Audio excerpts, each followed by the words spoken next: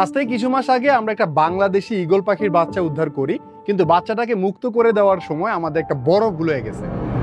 আমার নাম অর্ণব, আর কিছু মাস আগে আমরা একটা কল পাই যে টাঙ্গাইলে একটা বাংলাদেশি ঈগল পাখির বাচ্চা উদ্ধার করতে উনি শিকারীর কাছ থেকে ওটা রেখে দিয়েছে। তো উনি বাচ্চাটাকে এমন একজনকে দিতে চায় যে বাচ্চাটাকে বড় করে বনে আবার ফিরিয়ে দিতে পারবে। প্রথমে চেষ্টা করি বাচ্চাটাকে অন্য কারো আন্ডারে দেওয়ার জন্য, বাট কোনোভাবেই অন্য কাউকে পাচ্ছিলাম না। তো বাচ্চাটাকে আমারই রেস্কিউ করতে হবে, আর বাচ্চাটাকে যত দ্রুত সম্ভব রেস্কিউ করতে হবে, কারণ যার কাছে আছে উনি এটা প্রপারলি টেক কেয়ার, মানে খাবার তো দিতে পারছি না, ওটাকে রাখতেও ঠিক মতো পারতেছে না। তো বাচ্চাটাকে যদি আমরা টাইম মতো না আনতে পারি বাচ্চাটা হয়তো বাঁচবে না। আমি, আকাশ এবং মিশেল আমরা প্ল্যান করি বাচ্চাটা রেস্কিউ করার। যেহেতু অলরেডি সন্ধ্যা হয়ে গেছে, পরের দিন সকালে আকাশ এবং মিশাল টাঙ্গাইলের উদ্দেশ্যে রওনা দেয় এবং অলমোস্ট সকাল 11টার ভিতরে ওরা টাঙ্গাইলে পৌঁছায় যায় এবং বাচ্চাটাকে ওরা কালেক্ট করে। থ্যাংক ইউ সো মাচ ভাই। জিনিসটা একটু দেখাও ভালো করে। ইনশাআল্লাহ এটা যখন প্রাপ্তবয়স্ক হবে আমরা এটাকে লালন পালন করে ছেড়ে দিব। ধন্যবাদ ভাই, thank you. Thank you so much, ধন্যবাদ।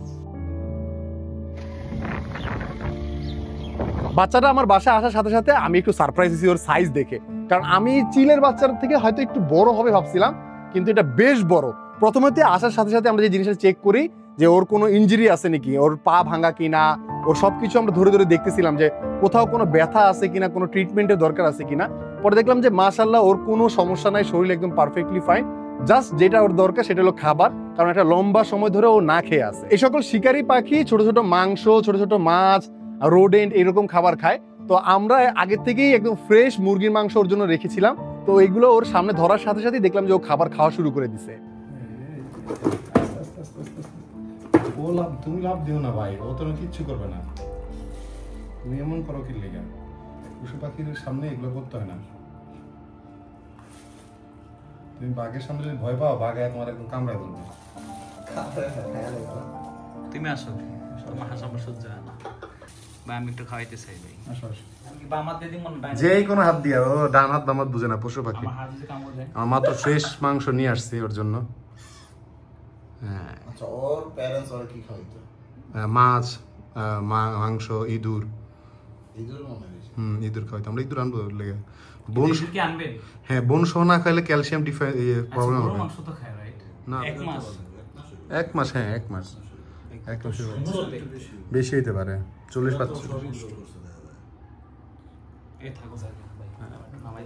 সেকেন্ড দিন আমরা বাচ্চাটাকে ছাদে নিয়ে আসি খাবার খাওয়ানোর জন্য, আর আমাদের প্ল্যান হইলো বাচ্চাটাকে মোস্ট অফ দ্য টাইম ছাদের উপরে কোনো একটা জায়গায় রাখা। তো ছাদে আনার পরে ওকে আবার ওই যে সিমিলারলি খাবার দেওয়া শুরু করে দিছি। ও মাংস, একদম ফ্রেশ মাংস, ওরে প্রত্যেক দিন অলমোস্ট মানে দিনে 3 থেকে 4 বার খাবার দিতে হইতো। ওর জন্য আমরা প্রত্যেক দিন একদম ফ্রেশ মাংস রেডি করে রাখতাম। আর ও অ্যারাউন্ড 250 থেকে, আমি এক্সাক্ট জানি না, বাট মোটামুটি ভালো মানে 250 থেকে 300 গ্রামের মতো মেবি হবে, এরকম মাংস ও খাইতো। যেহেতু একদম ছোট বাচ্চা, ওর শরীরের একদম প্রপার গ্রোথ, ওর ফেদারের গ্রোথ, ওর শরীরের গ্রোথ, এগুলো সবগুলোর একদম প্রপারলি হওয়ার জন্য ওর দরকার ভালো অ্যামাউন্টের প্রোটিন। তো এই জন্য ওকে আমরা দিনে 4 বার খাবার দিতাম।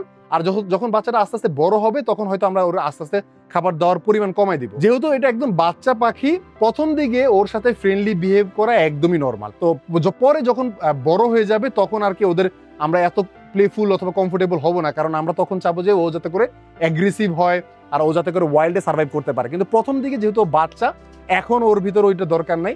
ওকে আমরা একটু ওর সাথে একটু কাছাকাছি ছিলাম যাতে করে মনে করে একা না, ও আতঙ্কে না এসে পরে ও স্ট্রোক না করে ফেলে। এজন্য ওর সাথে মাঝে মাঝে আমরা একটু খেলাধুলা করতাম, ওকে একটু কোম্পানি দেওয়ার চেষ্টা করতাম। ছাদে ওকে পার্মানেন্টলি রাখার জন্য আমরা একটা বড় গাছের গুড়ি, আমার যে বাঁশ ঝোপটা আছে একদম কর্নারে, বাঁশ ঝোপের নিচে গাছের গুড়িটা রাখছি যাতে করে জায়গাটা এখানে সেফ, আর এখানে ছায়া আছে, ঠান্ডা আছে। আর ছাদে রাখলে কি হবে, ও মুক্ত বাতাস পাবে, সূর্যের আলো পাবে, আর একটা এনভায়রনমেন্টের সাথে ও খুব মানে ইজিলি খাপ খাইতে পারবে। আর অনেক বড় একটা রিজন হলো বাচ্চাটা এখনো ফ্লাই করতে পারে না, এখানে রাখছি। আর ওকে রাতে আমরা রুমের ভিতরে রাখতাম, আর দিনে হলো এই জায়গায় রেখে দিতাম যাতে করে এখানে কমফোর্টেবল থাকে। আর শুধু আমি না, আমাদের বাসার সবাই টুকটাক ওরে খাবার খাওয়ানোর যে মজাটা, হ্যাঁ ওকে খাবার খাওয়ানোর ব্যাপারটা খুব মজার ছিল। আনার প্রথম কিছু সপ্তাহ পর্যন্ত ওকে আমাদের হাতে ধরে খাবার খাওয়াইতে হইতো। ওর সামনে যদি আমরা খাবার দিয়ে রাখতাম ও খাবার খেতো না। আমরা ওটাও ট্রাই করছিলাম যে সামনে খাবার দিয়ে রাখি ও খায় কিনা অটোমেটিক। দেখলাম যে না, ও সামনে খাবার দিয়ে দিলে খায় না। ওকে আমরা মানে সামনে খাবার, মুখের সামনে খাবার ধরতে হইতো, তখনই শুধুমাত্র খাবার খেত। তো বাচ্চাটা যখন আস্তে আস্তে বড় হইতেছিল, ওর ফেদার গ্রো করতেছিল, ওকে যখন আনছিলাম তখন ওর টেল ফেদার, ওর উইং ফেদার সবগুলো ছোট ছোট ছিল। আস্তে আস্তে এগুলো বড় হয়ে যাইতেছে, কিছুদিনের ভিতরে ফ্লাই করা শুরু করে দিবে, কিছুদিনের ভিতরে হয়তো আমরা ওকে রিলিজও করতে পারবো। অলমোস্ট এখন আমরা 1 মাস হয়ে গেছে ওই বাচ্চাটা আমাদের কাছে আছে, আর হয়তো আর কিছুদিন, অল্প কিছুদিন ওয়েট করলেই বাচ্চাটাকে আমরা ছাড়তে পারবো। এরপর বাচ্চাটা যখন বড় হয়ে গেছে, মানে ওর প্রপারলি উইং ফেদার এসে পড়ছে, এখন একটা বড় প্রবলেম ক্রিয়েট হয়েছে যে আমরা ওকে যে আগের যে জায়গাটা রাখতাম এখানে আর আমরা রাখতে পারবো না। ও একটা বড় প্রবলেমের কথা তো আমরা বলিই নাই, বাচ্চাটা যখন ছোট ছিল, বিলিভ মি ভাই, ও যে টয়লেট করে পুরা সাদা রং, হ্যাঁ আমরা কোনো ভিডিও করে রাখি নাই, বাট ও প্রত্যেক দিন আমাদের পুরা সবগুলো দেয়াল সাদা রং করে ফেলতো, আর প্রত্যেক দিন আমাদের এটা পরিষ্কার করতে হইতো, মানে খুবই ফ্রাস্ট্রেটিং একটা ব্যাপার ছিল। তারপরও আমরা এটা করতাম। আর যখন একটু বড় হয়ে গেছিল বাচ্চাটা, ওর পাখা ঝাপটানো শুরু করছে, তো এখন ইগলটাকে আর আমরা বাইরে রাখতে পারবো না, এটাকে আমরা একটা কেজের ভিতরে রাখতে হবে, কারণ ও এখন প্রপারলি ফ্লাই করতে পারে না, কিন্তু টুকটাক ফ্লাই করতে পারে। তো আমরা যেটা করি, আমরা আমাদের এই যে সেকেন্ড যে কেজটা আছে, যারা আমার রেগুলার ভিডিও দেখে, আমার একটা কেজ সম্পূর্ণ খালি, অনেক দিন ধরে আমার কোনো এনিমেল নাই কেজের ভিতরে। তো এই কেজ যেহেতু মোটামুটি একটা 20 ফিটের কেজ, এই কেজে আমি ওকে ছেড়ে রাখি, ও ফ্লাই করতেছিল, ও খাবার খাইতেছিল, খুব মজাই ছিল এই কেজের ভিতরে।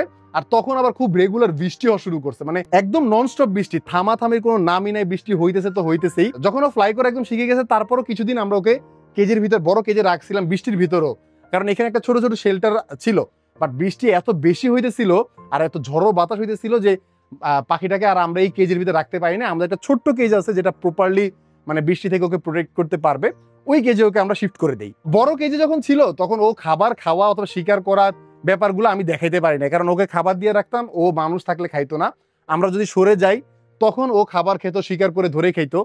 বাট আমরা ওই ছোট কেজের ভিতরে যখন ওকে রাখছি, তখন আমরা কিছু ফুটেজ নিতে পারছি যে ও নিজে নিজে খাবার খাইতেছে, কারণ না হলে মানুষ মনে করবে যে ও নিজে নিজে খাবার খাইতে পারে না, ও শিকার করতে পারে না। ও প্রপারলি শিকার করা শিখাইছি ওকে, ও প্রপারলি খাবার মানে নিজে নিজে খাবার খাওয়া সবকিছু শিখাইছি। সকল সার্ভাইভিং জিনিস যতটুকু আমার পক্ষে সম্ভব ছিল, ফ্লাই করতে পারে, নিজে নিজে ধরে খাইতে পারে, সবকিছু শিখানো শেষ। এখন হলো একটু ওয়েদার ভালো হলে ভাবছিলাম যে আমরা ওকে নিয়ে রিলিজ করে দিব। এই কেজে রাখছিলাম, এখন পাখিটা নাই। কি হয়েছে সেটাই হলো, মানে বললাম না একদম ভিডিওর শুরুতে, আমরা একটা বড় ভুল করে ফেলছি। ও যেহেতু ওই বড় একটা কেজে থাকতে অভ্যস্ত, ওইখানে ফ্লাই করে থাকতে অভ্যস্ত, ওরে আমরা যখন বৃষ্টি থেকে বাঁচানোর জন্য এই কেজের ভিতরে রাখছিলাম, তখন এখানে অনেকগুলো কাঠ দেওয়া ছিল। ও এক কাঠ থেকে আরেক কাঠে, যে একটা কাঠে এখনো দেওয়া আছে, এক কাঠ থেকে আরেক কাঠে শুধু ফ্লাই করতো, লাফালাফি করতো। ওকে ছোট কেজে যেহেতু রাখছে, এখন বাধ্য হয়ে রাখতে হয়েছে। বড় কেজে আমরা রাখতে পারতাম, কিন্তু বৃষ্টিতেও যদি অসুস্থ হয়ে যায়, তো ছোট কেজে রাখছি। আর এই কেজটাতে একটা ছোট্ট লক আছে, আমি দেখাই দিই কাছে, এই যে এখানে একটা ছোট্ট লোহার মতো একটা লক আছে। এখন এটা সচরাচর খোলার কথা না, হ্যাঁ সচরাচর খোলার কথা না। এখন খোলার কথা না হলে ওই সকল পাখির জন্য যেগুলা উইক পাখি, মানে হাঁস মুরগি এগুলার জন্য। এখন এটার ভিতরে একটা মানে বড় ঈগল পাখি আছে, হ্যাঁ সমস্যাটা হইলো ও অনেক লাফালাফি করতো প্রায় উড়ার জন্য, যেহেতু বড় কেজে ফ্লাই করতে পারতো, ও এটাতে লাফালাফি করতো। এখন আমরা ওই বৃষ্টির কারণে ওকে ওই বড় কেজে আর শিফট করতে পারতেছিলাম না। ও মানে যে ওর টেক কেয়ার করতে হলো আহাদ, মানে মোস্ট অফ দ্য টাইম আহাদই ওকে খাবার দিত। ছোট যখন ছিল আমি খাবার দিতাম, বড় হওয়ার পর আহাদ খাবার দিত। দুইটা পসিবিলিটি আছে, একটা হলো হয় আহাদ এই লকটা লাগায় নাই, আর সেকেন্ড আহাদ লকটা লাগাইছে, পাখিটা হয়তো ডানার বাড়ি দিয়ে অথবা জোর ধাক্কা দিছে, ওই লক খুলে গেছে, যেহেতু এটা ছোট্ট একটা লকের মতো, ওইটা হয়তো খুলে গেছে। খুলে যাওয়ার কারণে তখন ওই কোরবানি ঈদের কাছাকাছি চলে আসছিল আর কি সময়, আমরা সবাই গরু টরু নিয়ে এগুলো নিয়ে ব্যস্ত ছিলাম। সকালবেলা খাবার দিয়ে নিচে গেছি, দুপুরের টাইমে যখন আমি ছাদে আসি, এই যে এরকম খাঁচার মুখ খোলা, আর আমার ঈগলটা নাই, যেটাতে আমরা প্ল্যান করে রাখছি প্রপারলি। কনক ভাইয়ের সাথে, WCC এর কনক ভাইয়ের সাথে বলে রাখছি যে আমরা একসাথে ছাড়বো, কোনো একটা প্রপার প্লেসে ছাড়বো। আইসা দেখি মানে ঈগল পাখিটার অন্য প্ল্যান ছিল, সে নিজে নিজেই ফ্লাই করে চলে গেছে। ইভেন আমি অনেক খোঁজাখুঁজি করছি যে একটা ফুটেজ যদি আমরা দেখাইতে পারতাম যে কোথাও বসে আছে, হ্যাঁ আশেপাশে বসে আছে, কিন্তু সেটা আসলে কপালে জুটে না। এখন আমি 100% শিওর একদম প্রপারলি ফ্লাই করে চলে গেছে, কারণ ও কিন্তু কেজির ভিতরে, বড় কেজির ভিতরে ভালো ফ্লাই করতে পারতো। এই খাঁচার ও একদম উপরের দিকে থাকতো, উপর থেকে নিচে নেমে আসতো, খাঁচার এক জায়গা থেকে আরেক জায়গায় যাইতো, তো ওর পড়ে যাওয়ার কোনো সম্ভাবনা নাই, ও ফ্লাই করে চলে গেছে। কিন্তু একটাই দুঃখ যে ওর একটা প্রপার প্লেসে আমরা দিতে পারি না, কিন্তু যেহেতু বার্ড অফ প্রে, ও ফ্লাই করতে করতে ওর প্রপার প্লেস হয়তো খুঁজে নেবে। এই ছিল আমাদের ঈগল পাখি রেস্কিউ করার জার্নি। আমরা একটা প্রপার এন্ডিং দিতে চাইছিলাম, প্রপার এন্ডিং আসলে আমাদের কপালে লেখা ছিল না। আর এরকম টাইপের ভিডিও বানানোর উদ্দেশ্য হইলো মানুষকে ইন্সপায়ার করা, আমাদের ওয়াইল্ড এলিমেন্ট প্রোটেক্ট করার জন্য, যাতে করে যে কোনো ওয়াইল্ড এলিমেন্ট পাইলেই মাইরা ফেলা অথবা খায়া ফেলা, এই সকল ইন্টেনশন থেকে আমরা একটু বেরোয় আসতে পারি, আমাদের ইয়াঙ্গার জেনারেশনদের একটু ইন্সপায়ার করতে পারি। আই হোপ আমরা সবাই মিলে যদি আমাদের ওয়াইল্ড এনিমেলগুলোকে প্রোটেক্ট করি, আমাদের প্রজন্মের পর প্রজন্ম এই প্রাণীগুলোকে দেখে যেতে পারবে।